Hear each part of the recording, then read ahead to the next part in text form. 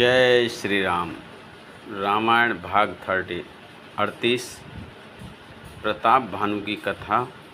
जय श्री राम, जय श्री राम। नमस्कार दोस्त भक्तों, श्री रामचरितमानस की पावन कथा में आज हम प्रस्तुत कर रहे हैं राजा प्रताप भानु की अद्भुत कथा। यह कथा हमें बताती है कि मनुष्य कितना भी शक्तिशाली और प्रतापी क्यों न हो, उसे छल, अहंकार और गलत संगति से सदैव सावधान रहना चाहिए।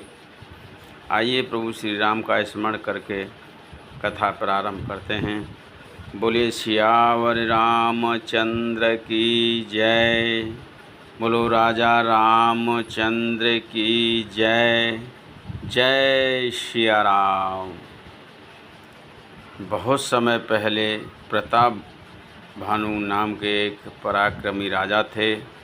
वे अपनी वीरता और सामर्थ्य के कारण दूर दूर तक प्रसिद्ध थे। उनकी सेना बलवान थी और उनका राज्य समृद्ध था। राजा के मन में अपने पराक्रम का बहुत विश्वास था। एक दिन राजा प्रताप भानु शिकार के लिए वन की ओर गए। वन बहुत विशाल था। शिकार का पीछा करते करते राजा अपने साथियों से बहुत दूर निकल गए। तभी उनकी दृष्टि एक अत्यंत सुंदर और बलवान जंगली पशु पर पड़ी। राजा उसका पीछा करने लगे। पशु उन्हें घने वन के भीतर बहुत दूर तक ले गया। अंततः राजा रास्ता भटक गए। उन्हें न अपना दल दिखाई दे रहा था, न राज्य की दिशा का पता चल रहा था। राजा थक चुके थे और उन्हें बहुत प्यास लगी थी। उसी समय वन में उन्हें एक आश्रम दिखाई दिया। वहाँ एक तपस्वी जैसा व्यक्ति रहता था। वह वास्तव में वही राजा था जो पहले प्रताप भानु से युद्ध में हार चुका था और मन में राजा से बदला लेने की भावना रखता था। उसने प्रताप भानु को पहचान लिया, लेकिन राजा उसे पहचान नहीं सके। उस व्यक्ति ने साधु का वेश धारण कर रखा था। उसने राजा का स्वागत किया और मीठे शब्दों में उनसे बातचीत करने लगा। राजा ने उसे सच्चा तपस्वी समझ लिया। राजा ने अपनी परेशानी बताई। तब उस साधु ने उन्हें आश्वासन दिया और कहा कि चिंता मत करो, तुम्हारा कल्याण होगा। राजा उसके मधुर व्यवहार से प्रभावित हो गए। उन्हें लगा कि वन में उन्हें एक महान संत का आश्रय मिल गया है। लेकिन भक्तों, यहीं से कथा में एक महत्वपूर्ण मोड़ आता है।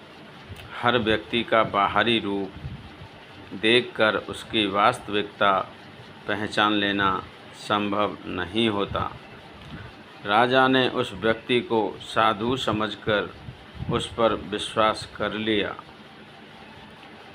धीरे धीरे वह कपटी व्यक्ति राजा के मन पर अपना प्रभाव जमाने लगा। उसने ऐसी बातें कहीं जिनसे राजा को लगा कि यह साधु उनके हित की बात कर रहा है। राजा उसके वचनों में विश्वास करते गए। कथा हमें यहाँ एक बहुत बड़ी सीख देती है। संगति और विश्वास करते समय विवेक का होना अत्यंत आवश्यक है। राजा प्रताप भानु अपने पराक्रम के कारण बहुत शक्तिशाली थे, लेकिन उस समय उनका विवेक उस व्यक्ति के छल को पहचान नहीं सका। उस कपटी व्यक्ति ने राजा के मन में अपनी बात इस प्रकार बिठाई कि राजा उसके कहे अनुसार कार्य करने को तैयार हो गए। आगे चलकर इसी छल के कारण राजा के जीवन में ऐसी घटनाएं घटित हुईं जिनका प्रभाव केवल उन पर ही नहीं बल्कि उनके पूरे राज्य पर पड़ा। राजा को यह पता ही नहीं था कि जिस व्यक्ति को वह साधु समझकर सम्मान दे रहे हैं उसके मन में उनके प्रति पुरानी शत्रुता छिपी हुई है। भक्तों, यही इस प्रसंग का सबसे बड़ा संदेश है। केवल मीठे शब्द सुनकर किसी पर पूर्ण विश्वास नहीं करना चाहिए। बुद्धि, विवेक और धर्म का सहारा लेना चाहिए। राजा प्रताप भानु के सामने परिस्थितियां लगातार बढ़ती गईं। उनका विश्वास छल की ओर बढ़ रहा था और उन्हें आने वाले संकट का आभास तक नहीं था। यहीं से कथा हमें आगे इस घटना की ओर ले जाती है जहां छल और षड्यंत्र के कारण राजा के जीवन में बड़ा परिवर्तन आता है। इसलिए रामायण की यह कथा केवल एक राजा की कहानी नहीं है, यह हमें अपने जीवन में भी सावधान रहने की प्रेरणा देती है। जिसके पास शक्ति हो उसे भी विवेक चाहिए, जिसके पास धन हो उसे भी धर्म चाहिए और जिसके पास ज्ञान हो उसे भी विनम्रता चाहिए। आइए अंत में प्रभु श्री राम से प्रार्थना करें, हे प्रभु श्री राम, हमें सही और गलत में अंतर समझने की बुद्धि दीजिए। हमें बुरी संगत और छल से बचाइए। हमारे मन में भक्ति, विनम्रता और सत्य का प्रकाश बनाए रखिए। जय श्री राम, जय श्री राम। बोलिए सियावर रामचंद्र की जय। पवन सुत हनुमान की जय।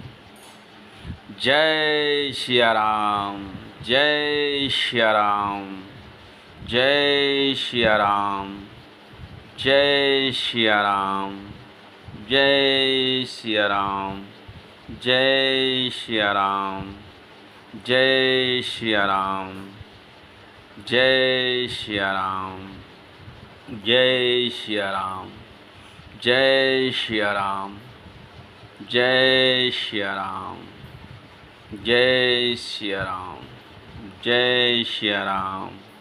बोलो श्री सियापति रामचंद्र की जय। पवन सुत हनुमान की जय।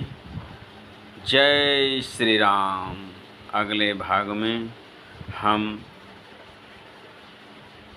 सुनेंगे कि राजा प्रताप भानु के साथ आगे क्या हुआ और इस छल का परिणाम क्या निकला। इसलिए रामायण की अगली कथा के लिए हमारे साथ जुड़े रहिए। जय श्री राम, जय श्री राम, जय श्री राम, जय श्री राम, जय श्री राम, जय श्री राम, जय श्री राम, जय श्री राम, जय श्री राम, जय श्री राम, जय श्री राम, जय श्री राम, जय श्री राम, जय श्री राम। सभी भक्तों को मेरा नमस्कार। सभी भक्त रामायण पाठ या कथा पसंद आए चैनल को सब्सक्राइब करें, लाइक करें, कमेंट करें। कमेंट में जय श्री राम, जय बजरंगबली अवश्य लिखें।